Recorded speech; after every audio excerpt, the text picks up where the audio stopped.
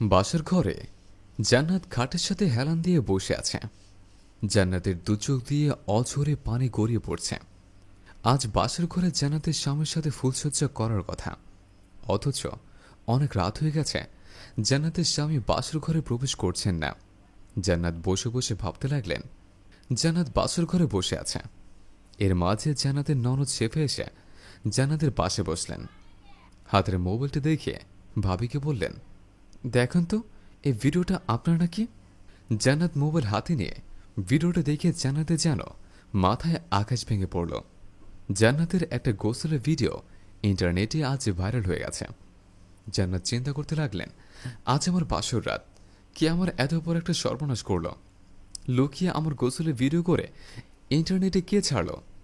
এখন এই ভিডিও আমার ননদের হাতে পড়া মানে সারা বিশ্বে ছড়িয়ে গেছে। জান্নাত এই কথা ভেবে কান্না করতে লাগলেন। জান্নাতের ননদ শেফা বললেন, ভাবি, তুমি বিয়ের আগে তোমার গোসলে ভিডিও করে তোমার বয়ফ্রেন্ডকে দিয়েছিলে। তোমার বয়ফ্রেন্ডরা তোমাকে না পাওয়ার কারণে এই ভিডিওটা ইন্টারনেটে ছেড়ে দিয়েছে। এখন তোমার শরীর সারা বিশ্ব দেখছে। তুমি কিভাবে পারলে তোমার গোসলের ভিডিও তোমার বয়ফ্রেন্ডকে দিতে? তোমার এই ভিডিও আমাদের ফ্যামিলির সবাই দেখেছে, শুধু ভাইয়া বাদে। দাঁড়াও, আমি এখন গিয়ে আমার ভাইয়াকেও দেখিয়ে দিচ্ছে তুমি গোসল কিভাবে করতে। শেফার কথা শুনে জান্নাত শেফার হাত ধরে বলতে লাগলেন, শেফা, আমি ভিডিও করে কাউকেই দেইনি। এই ভিডিওটা আমাদের গোসলখানার উপর দিয়ে কেউ লুকিয়ে লুকিয়ে করেছে। আমি ভিডিও সম্পর্কে কিছুই জানি না। দয়া করে তোমার ভাইয়াকে ভিডিওটা দেখিও না। শেফা কোনো কথা না বলে ওখান থেকে চলে আসলো। জান্নাত ওখানে বসে কান্না করতে লাগলো আর ভাবতে লাগলো, কে আমার এত বড় সর্বনাশ করেছে। জান্নাত কি করবে বুঝে উঠতে পারছে না। এই বাসরাতে নিজের জীবন শেষ করে দিবে, নাকি স্বামীর সবকিছু জেনেও জান্নাতকে মেনে নেবে।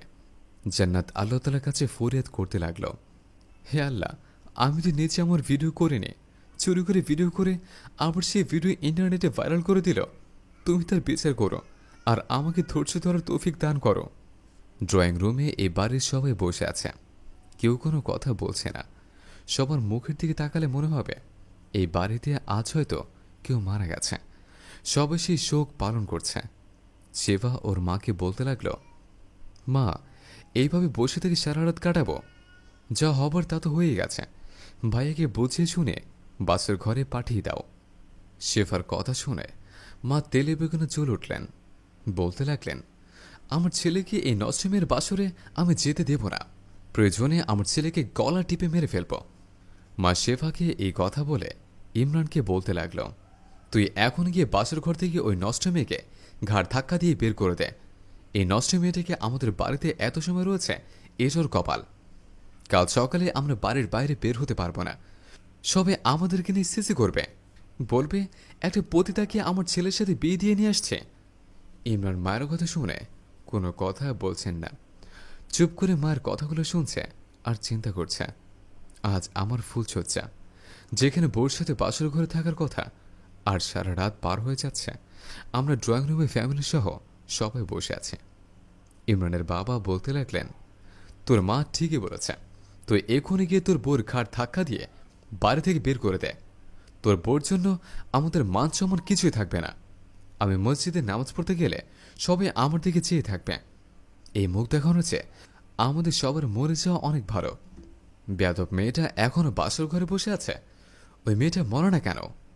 সকলের কথা শুনে ইমরান বলতে লাগল, বাবা, বিয়েটা হচ্ছে একটা পবিত্র বন্ধন। এই পবিত্র বন্ধনে জান্নাত আর আমি আবদ্ধ হয়েছে। জান্নাত আগে কি করেছে জানি না, তবে শরীয়ত মোতাবেক জান্নাত আমার স্ত্রী।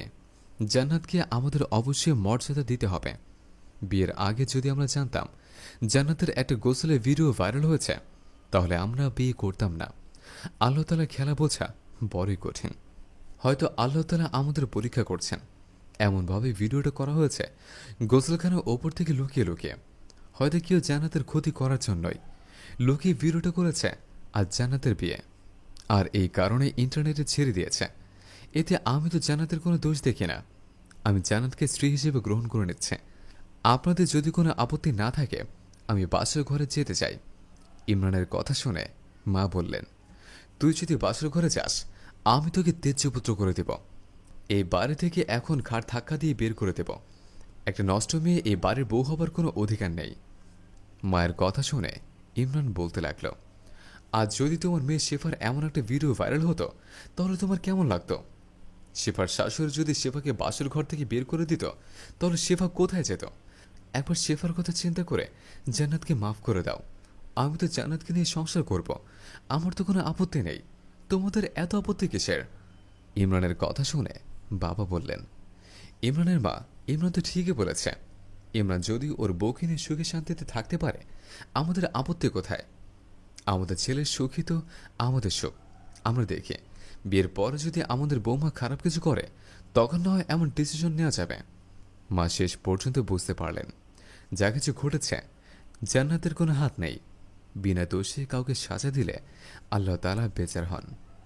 মা ইমরানকে অনুমতি দিলেন বাসর ঘরে যাওয়ার জন্য। ইমরান হাসি মুখে বাসর ঘরের উদ্দেশ্যে চলে গেল। সবাই ইমরানের দিকে অবাক হয়ে তাকিয়ে রইল।